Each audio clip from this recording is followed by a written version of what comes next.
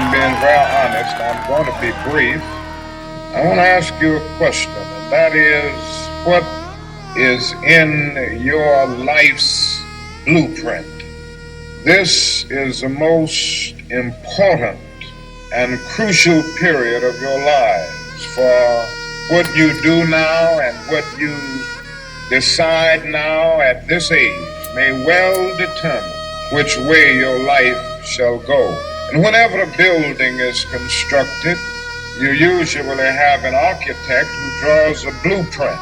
And that blueprint serves as the pattern, as the guide, as the model for those who are to build the building. And a building is not well erected without a good, sound, and solid blueprint. Now, each of you is in the process of building the structure of your life.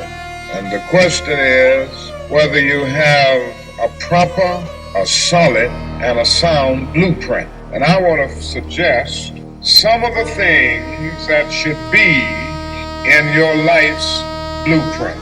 Number one, in your life's blueprint should be a deep belief in your own dignity, your own worth, and your own somebodyness. Don't allow anybody to make you feel that you are nobody. Always feel that you count. Always feel that you have worth. And always feel that your life has ultimate significance. All we say to America is be true to what you said on paper. If I lived in China or even Russia or any totalitarian country, maybe I could understand some of these illegal injunctions. Maybe I could understand the denial of certain basic First Amendment privileges because they haven't committed themselves to that over that. But somewhere I read of the freedom of assembly. Somewhere I read of the freedom of speech. Somewhere I read of the freedom of press. Somewhere I read that the greatness of America is the right to protest for the right.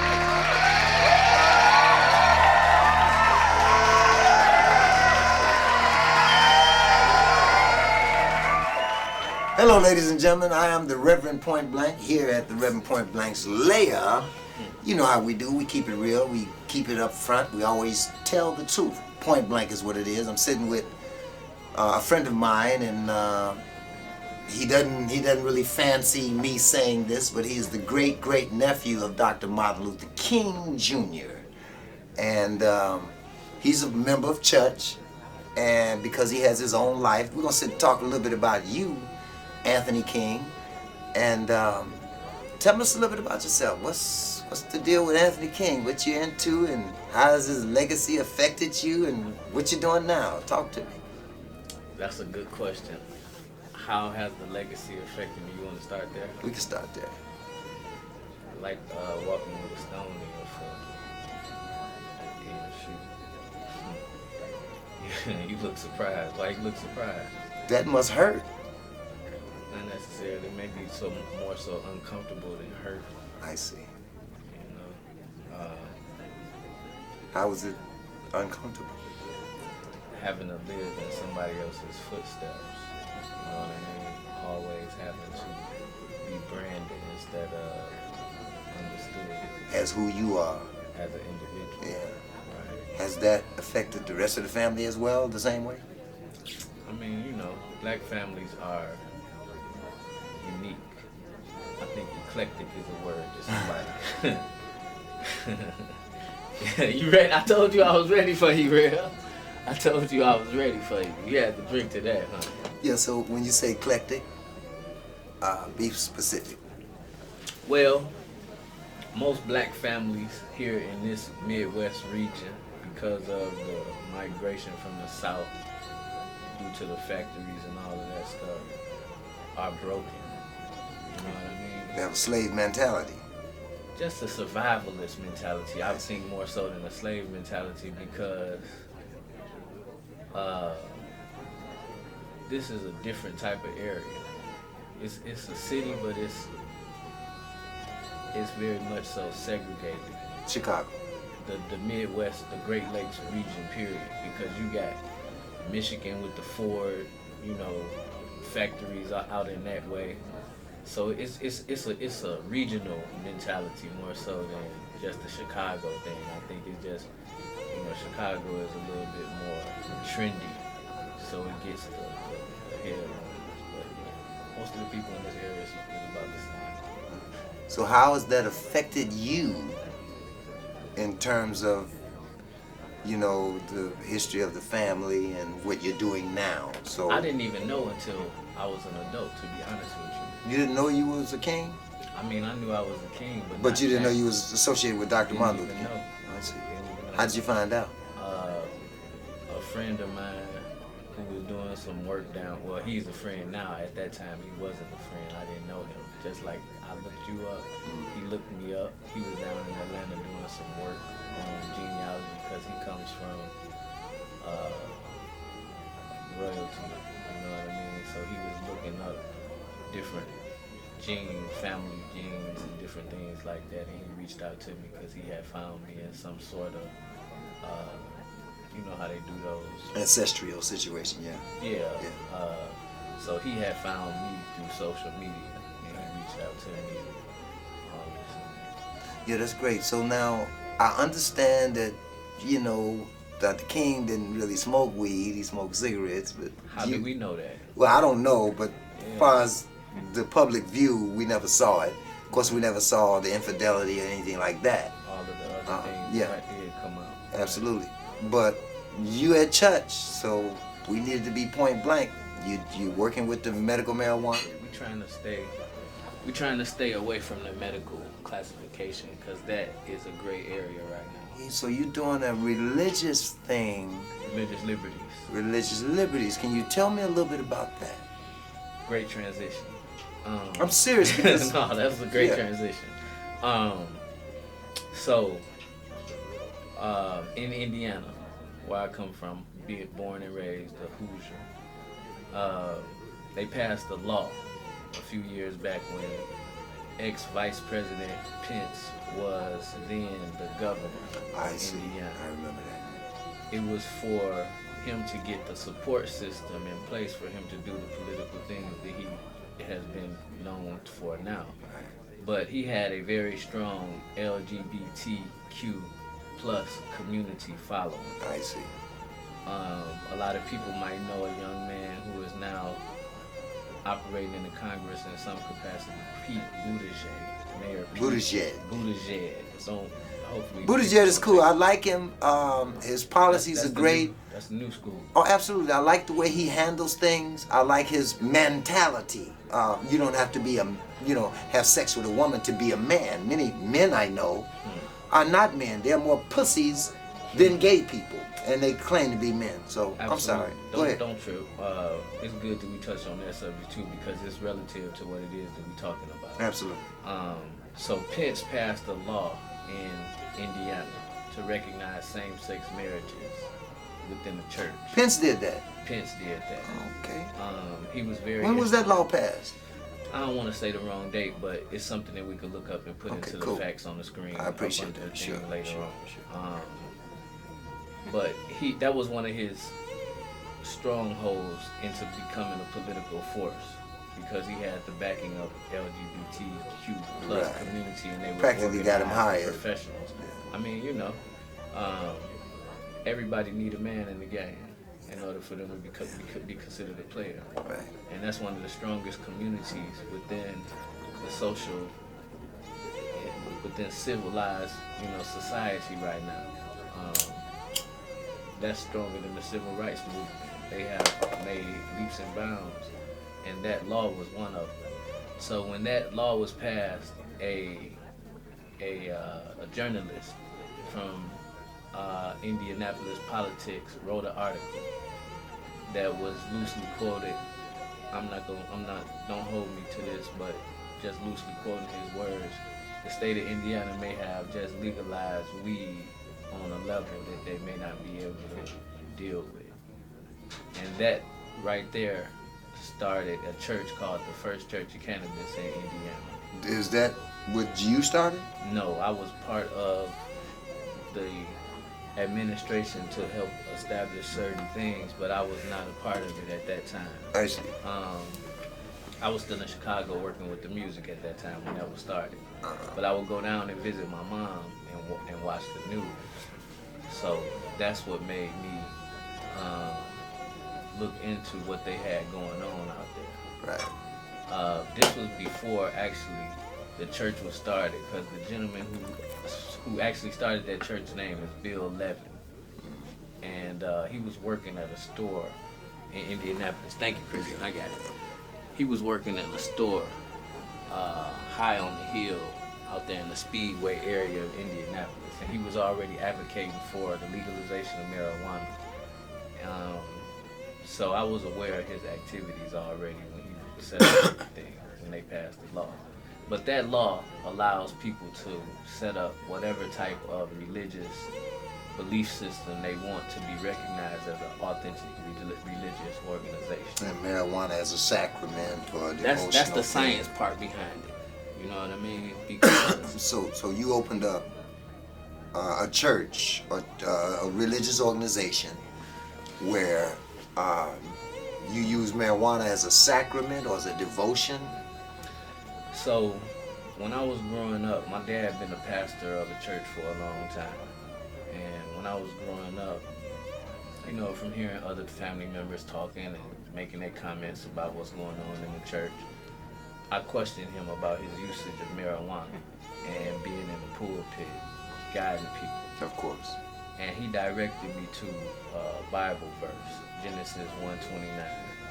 And he told me, before you can understand that particular verse, you have to read the scripture before it and after it in order to get an understanding of that particular passage. Have you memorized the scripture? Somewhat. Can you tell me about it? Every seed-bearing herb that is upon the earth is meant for man's consumption. I go along with that. Yeah. So that got me to looking into, you know, the science behind marijuana, cannabis, which is scientifically known as.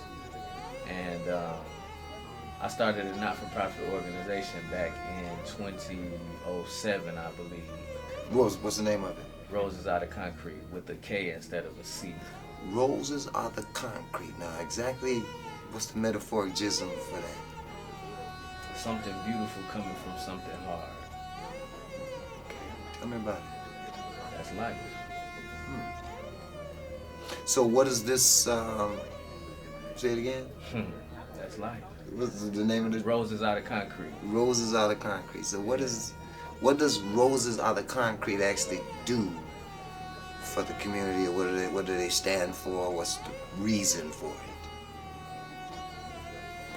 Let me see the joint. Oh, you want to hit that? Yeah, so we could talk. We're gonna talk a little. Oh, I see. So the real science behind the organization was a tribute to Tupac with the Thug Life.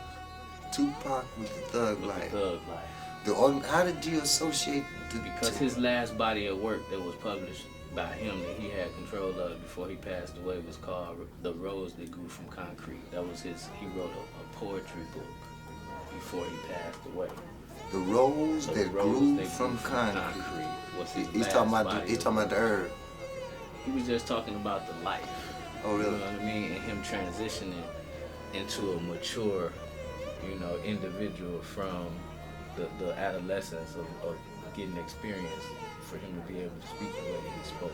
Check it out. The rose that grew from concrete, Yeah. I'm going to look at it. I'm going to search it out. I've never heard of it before, and I do want to find out what it is. I'm a very, very great fan of Tupac. He was a poet in every sense of the word. So I just wanted to say that because I'd never heard of the book. So that was the inspiration behind the naming of the organization, and I changed the C to a K so I could shorten it to Rook, like the chess piece at the end of the board. Why castle that? Piece. Because I had learned how to play chess. I was learning how to play chess during that period of time, and that was one of the pieces that I depended on in order to maintain security on the board. Right. So I established that not-for-profit organization to establish a security for me to be able to operate in outside of my personal business. Right. Go ahead, because I don't want you to, It's okay. I don't want Keep you on to, talking. I just. So yeah, no, that's fantastic. And the other thing I guess I would want to know is, what's the purpose of the religious organization? What is there? So when I started it out, it was a spin-off from my father's ministry that was established in Atlanta. It was established in Atlanta, and then he moved it to Arkansas. So I just wanted to help other people to establish businesses in the hood. Like that was the purpose of me setting it up: urban economic development and AIDS awareness. At the time, I was dating a young lady from Africa, and a lot of her friends that she would be dealing with had HIV/AIDS. Actually, they was coming over here to seek better medical treatment because they was dying over there in Africa at such a large rate that they were sending them over here to the. You all right? That's some good weed. I was trying to hold it. That's all right. Man, get yourself together. Get yourself together. You all right? So the ladies were coming over. Not just ladies, but men as well. But predominantly, she was working with ladies that had AIDS, full blown AIDS. I see. So she would what she was doing for them. She would go by their place and help them sanitize, wash the sheets and all of that stuff, and get their place, remove all of the viruses and the dust and all of that stuff to help them to have a better environment to try to heal with. I saw a lot of those people pass away. When they was coming over here, they was already, to the last resort, as it was. So is the religious organization, because of the cannabis or the CBDs, helpful to that? That was how I got into so, without incriminating myself on camera, I used to help them with their medication, with the self-medication. A lot of them used to get. Was it the cannabis? It was the cannabis. I see. And did that help? That was the only thing that would help. It was the only thing that would allow them to eat. You know what I mean? If they did not have the cannabis, they would not get out of the bed. They would just, be off of the medication. Wilt away. Yeah, the pain medication was putting them in such a downward slump that they would just stay in the bed. But when they would have the cannabis, they wouldn't take the medication, and then they would be able to get up and move around and do stuff. Yeah. So that's how I got introduced to the cannabis. It hadn't quite manifested into a church yet. It was just me helping them with that. How did it manifest into a church?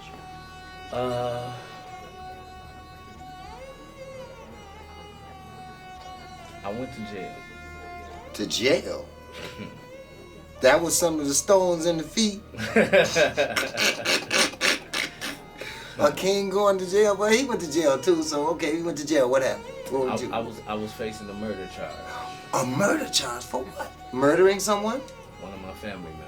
You killed a family member with We a had gun? a fight.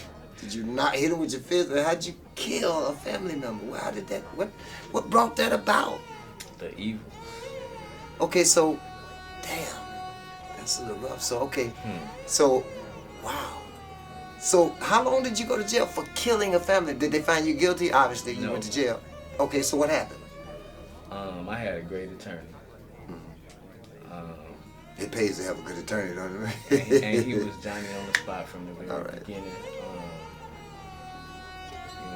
My mother was very, very instrumental. You know what I mean? Because of the communication. Was it self-defense?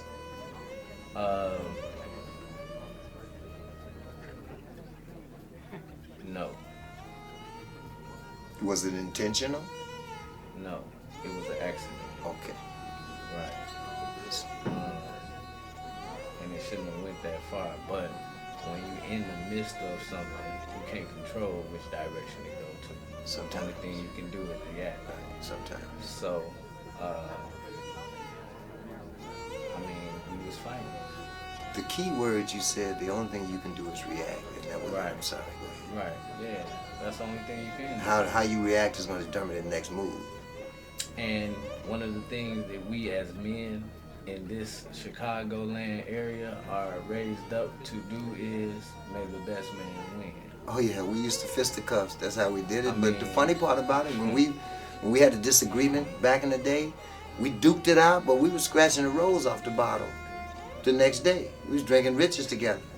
I'll get you next time, bro. You got me. You was right. You beat me up. Okay, boom. You know- And that's what it was. The testosterone was running high then, but there was respect, honor among thieves, if you will. You know, real. Don't mean to get off the subject. I'm sorry. That's on the subject. And usually, I wouldn't even have a firearm in a situation where I'm dealing with family. But I was caught up in the streets at that time. You know what I mean? Slinging and banging. Into it with people. You know what I'm saying? Yeah. So my adrenaline was up. You know what I mean? I was a young bull at the time. So it was just something that happened that you learn from and you grow from. But I'm imagining with the stone in the foot, it had to put a lot of pressure on you. Man, And they to- put me all on the news, 2, Yeah, 5, 7, yeah, 9, 32. But even before that, just having that made you skeptical about doing all the things you desire to do or look into or find out for your own personal self. And maybe it drove you to say, the hell with that. That's not who I am.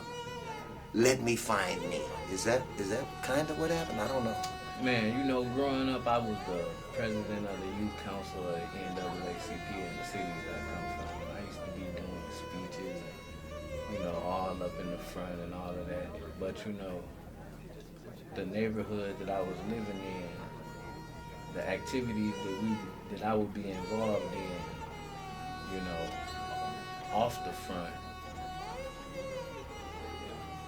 the consequences to those activities was not equivalent to being up there talking to people and telling them what they should be doing with their life. You know what I'm saying? So in other words, they wasn't doing shit you were saying. I mean, I was doing things that I shouldn't have been, you know,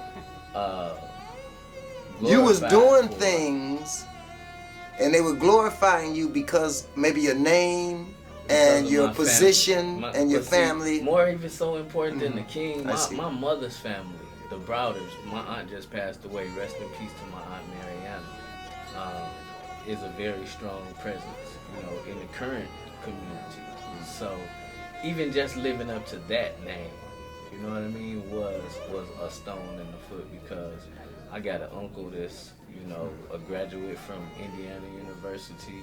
You know what I mean? You know, I'm sorry, but I can't imagine what that feels like to be in the shadow of some great historians, and then having to live up with that, and consequently, practically foregoing your own identity. Is that what happened? That's exactly what happened, Red. That's what is happening. You know what I mean? Even today? Even today, still, because the family unit is still in place, so you still have that sense of entitlement to be loyal to the hierarchies. You know what I mean? Being a part of family is very difficult. You know,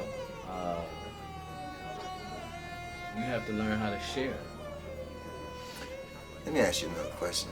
Ask Don't me wanna whatever take, you want to ask, Don't Real. want to take too much more of your time. No, take your time, Real. Let's talk. You got me going now.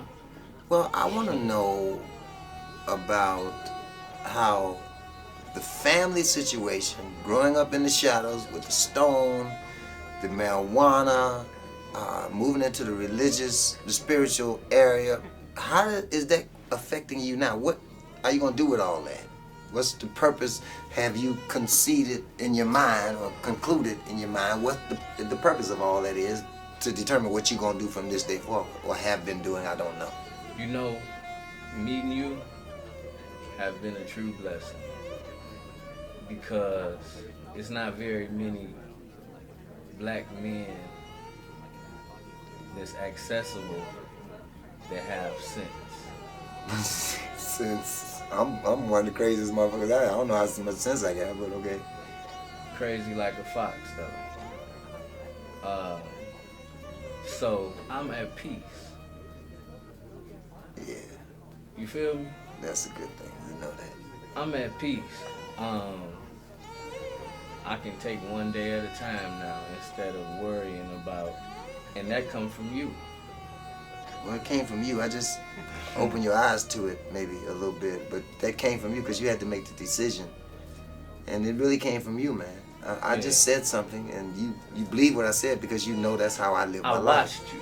Yes. I watched you. Yeah. Not only did I listen to what you were saying, but I observed your actions. And that right there is what make people believe you. You know what I mean? Parents used to say, don't do what I do, just do what I say. Straight up. But it's actually the opposite. Yeah. But no, let's talk. You know, I've been looking forward to this. Let's talk about how we met. Go ahead, let's do Let's that. talk about how we met. How did we meet? So,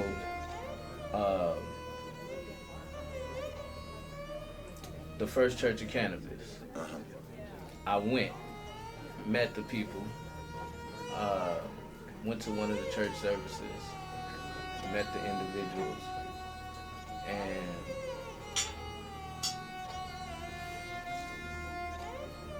this church, right? CHUCH, yeah. C.U.C.C.H. Absolutely. No R. Right. So it wasn't comfortable. The people were, you know, very professional and welcoming, but they wasn't real. They wasn't being truthful. You know They wouldn't come in, the Bible said, come as you are. They wasn't doing that. Well, first of all, they didn't even believe in the Bible or Jesus or none of that stuff. They didn't believe in truth, obviously. They didn't believe in the truth. They wouldn't accept the truth, for that matter. And I just didn't like, you know, I'm not a... Don't feel good to be around deception, does it? When you're trying to do the right thing, does it? Some people don't mind letting you know that they are being deceptive. It's either you choose to accept it or you don't. Go along with it or let it be. You know what I mean? Yeah. So I felt as though that was the situation, and I didn't want to be associated with something like that. So I started seeking other representatives to be a spokesperson for a church or the pastor. You know what I mean? I was looking for a pastor. Since I have the not-for-profit organization that operated as the CEO, I wanted somebody who was going to represent the day-to-day operations of church. You know what I mean? So I was looking on the internet. I might have even Googled church. You know what I'm saying? Just going through the algorithms. You know what I mean? Right. And somehow I came across one of your videos. And I clicked on it, I started watching it. And then I say, hold on. Before I even seen the whole video, I started looking to see how many other videos you had on there. So I started seeing all of these videos.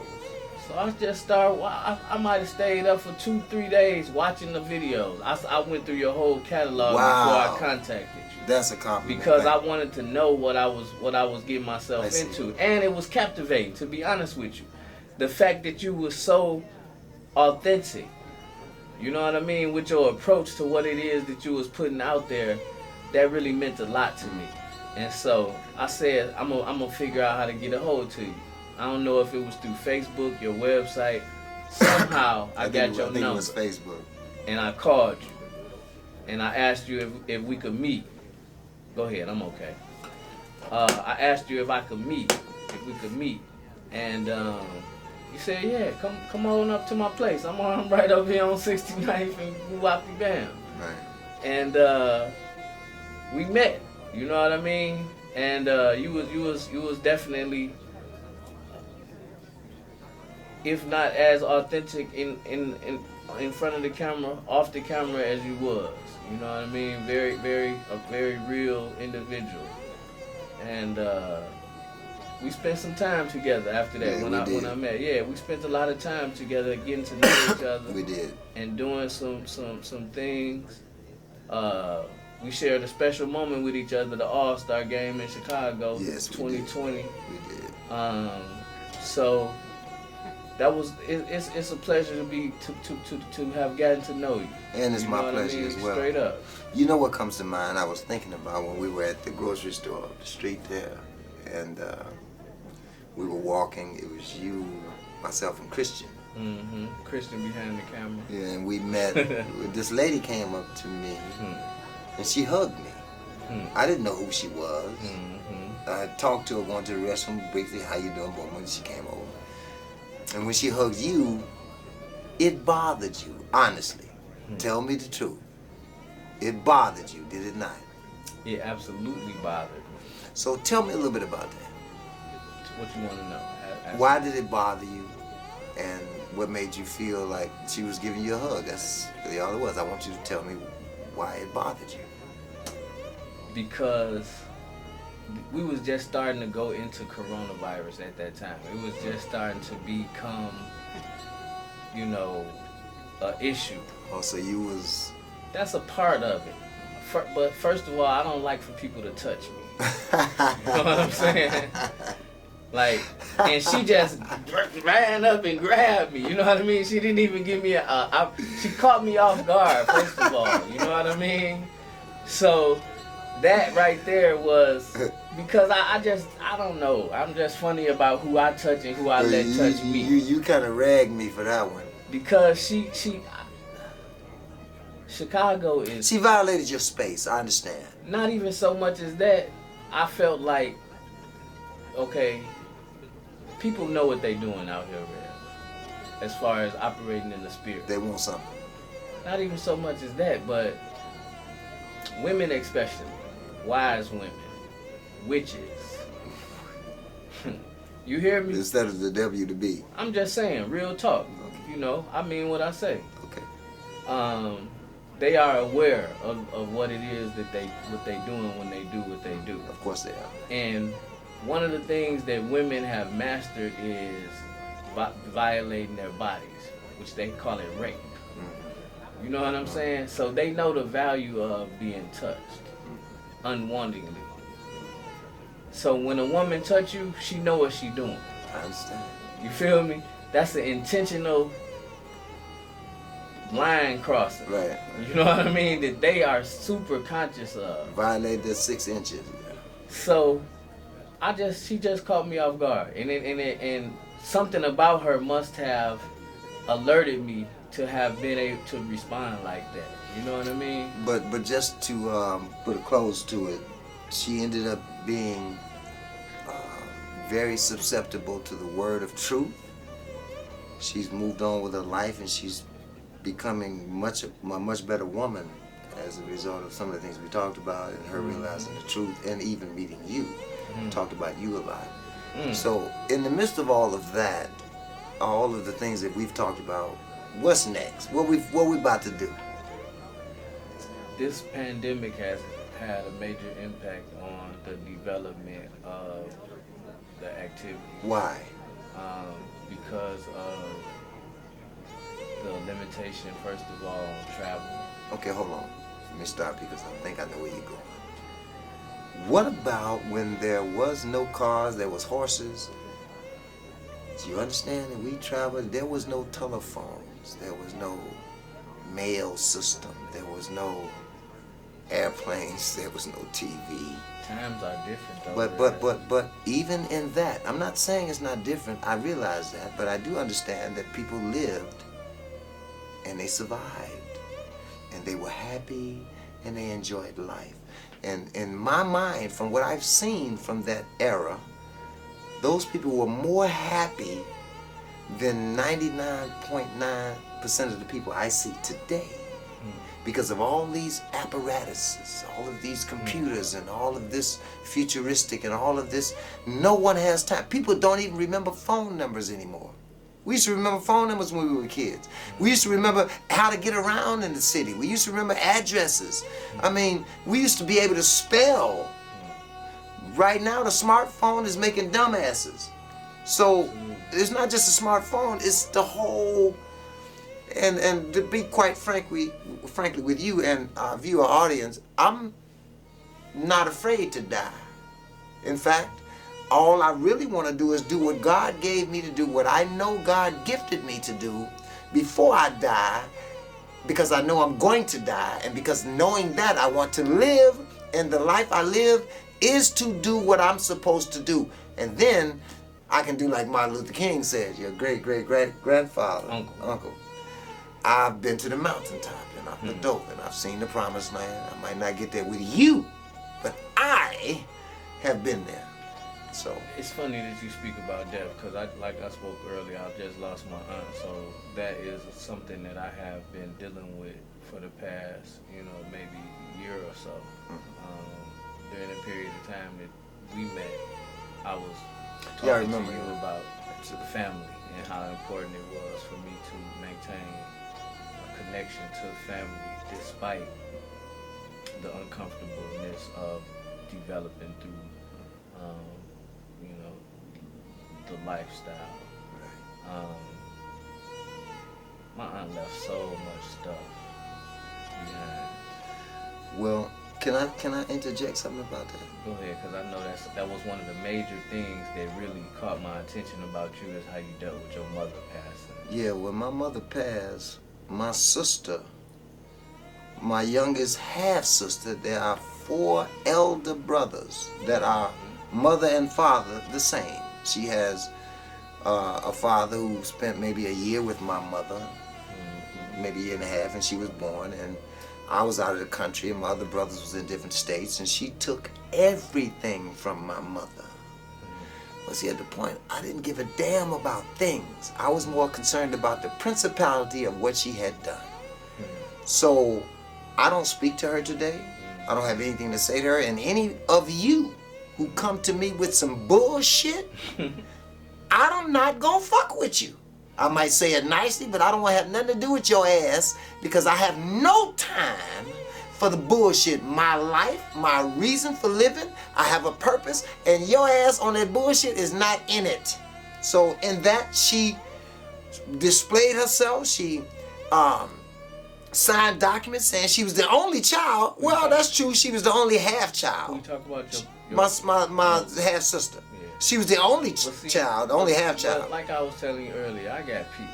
I don't have the energy for none of that. To be honest with you, like when I say I got peace for real, like you should be proud of the fact that I have peace in the capacity that I have peace. I am. Because some of the things that you instilled into my consciousness is the root of the peace. Here's the funny part about it. When I speak that way in a tonality that may seem to be offensive, I'm not upset. I'm not mad.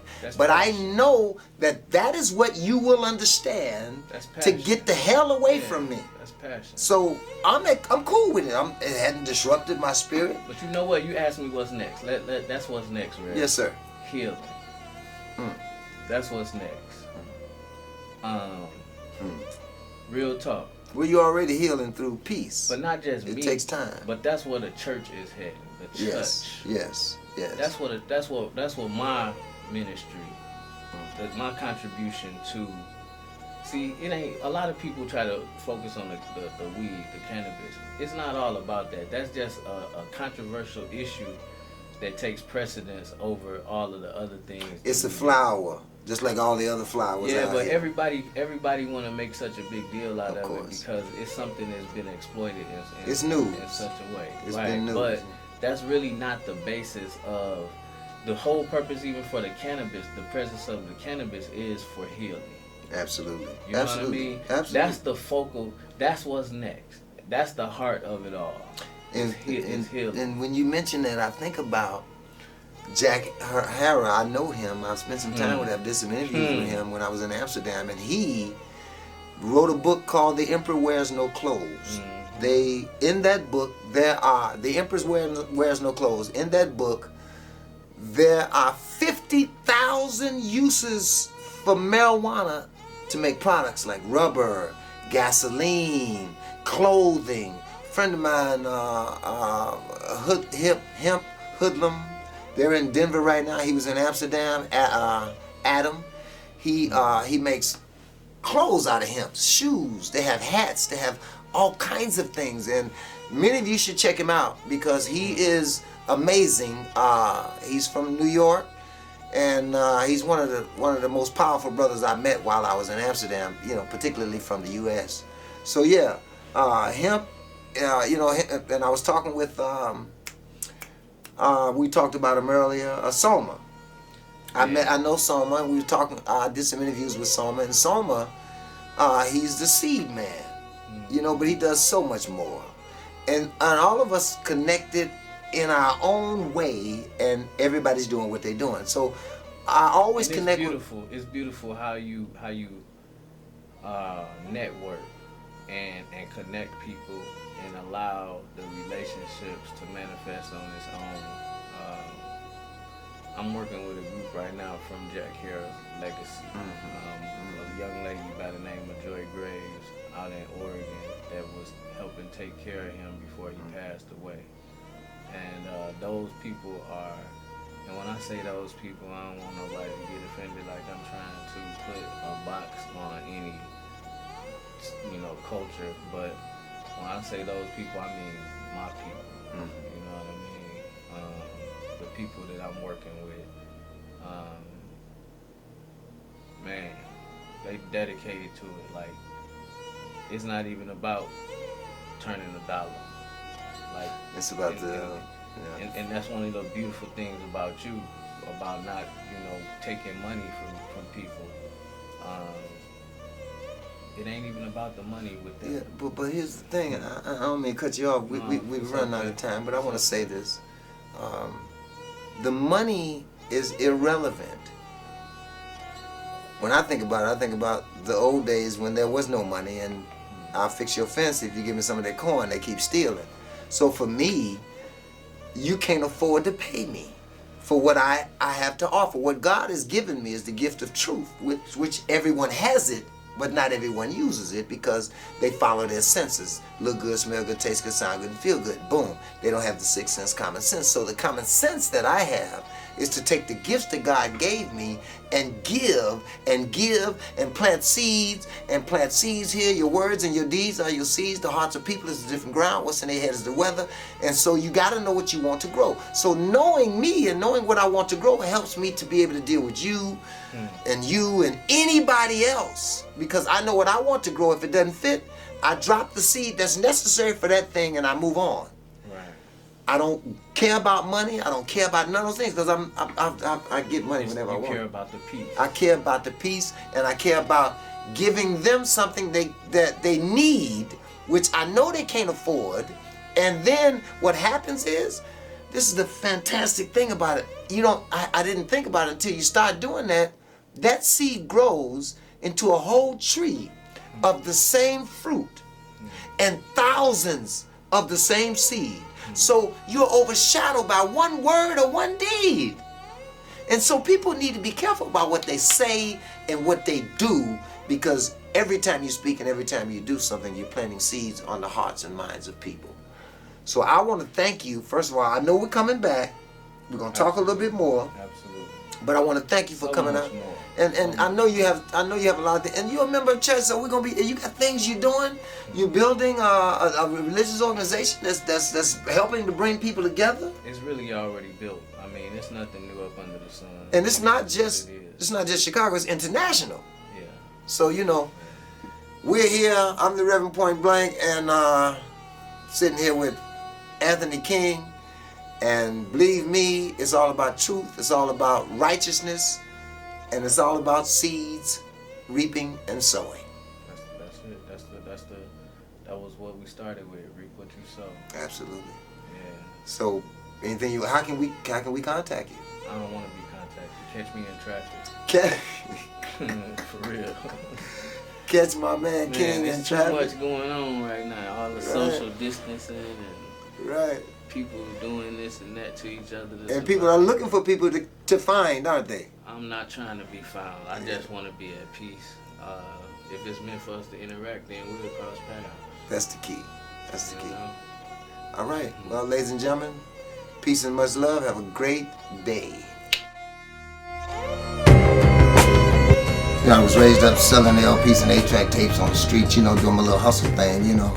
Everyone in the world has gone to bed one night or another with fear or pain or loss. What am I doing? Because all I was really doing was chasing money, chasing things, trying to have a nice car, try to have, you know, some nice things or some property. It's amazing. Wherever that abides in the human being, there is the nobleness of the human spirit. It was just always, let's get this, let me get this. I'm going to work to have this. I'm going to make this happen. I'm going to make that happen. This went on for 15 or 20 years in my life. So called Murphy or Jones or Smith. You may write me down in history with your bitter, twisted lies. You may trod me in the very dirt, but still like dust, I'll rise. once I chase this thing and I grab it, I'm going to be wanting to chase something else. Never being satisfied with what I consider in my life now true happiness. Does my sassiness upset you? Explain how you know how I feel. Why are you beset with gloom? Just because I walk as if I have oil wells pumping in my living room. Sun in the sky, you know how I feel. Just like suns and like moons, with the certainty of tides. Just like hope springing high. Breeze drifting on by, you know how I feel. Still I rise. Did you want to see me broken? It's a new dawn, it's a new day. Bowed head and lowered It's a eyes. new life for me, yeah. It's a new dawn. Shoulders falling down like teardrops. Life for me. Weakened by my soulful cries. Does my sassiness upset you? Don't take it so hard just because I laugh. As if I have gold mines digging in my own backyard. You can shoot me with your words. You can cut me with your lies. You can kill me with your hatefulness. But just like life, I'll rise. Does my sexiness offend you? Oh, does it come as a surprise that I dance as if I have diamonds at the meeting of my thigh? And I'm feeling good.